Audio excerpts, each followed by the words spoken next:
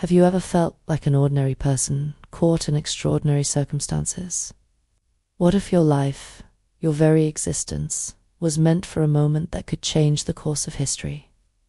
This is the story of a young woman who faced an impossible choice, a queen whose courage saved a nation.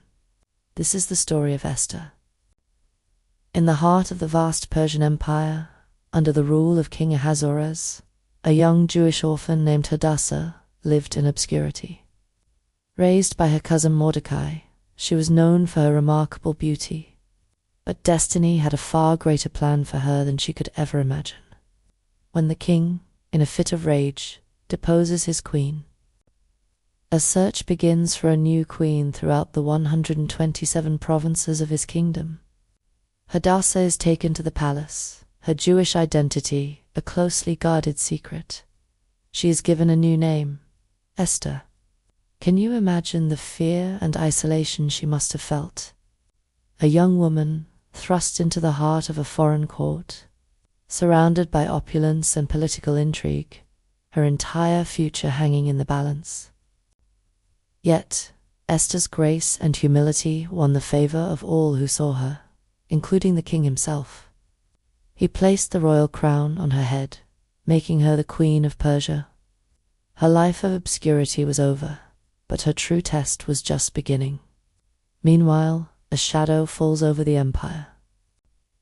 A man named Haman, a high-ranking official filled with pride and malice, rises to power.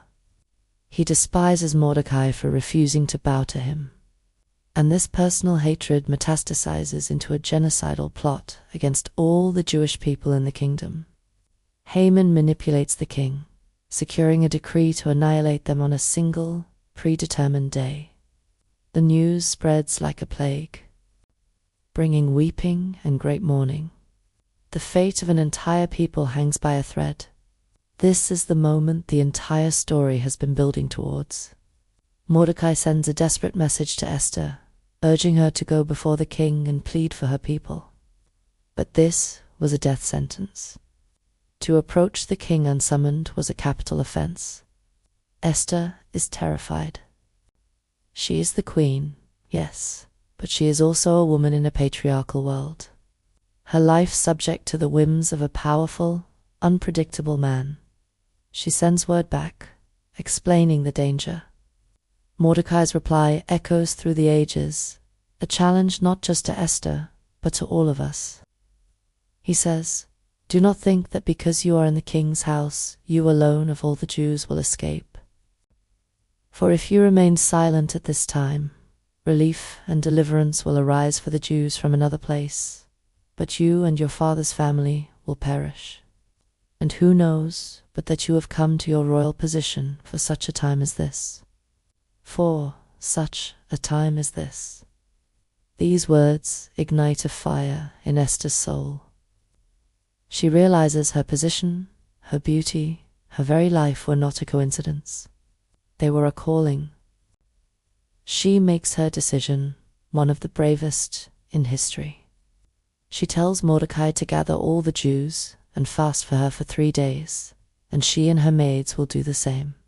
And then, she says, "I will go to the king, even though it is against the law.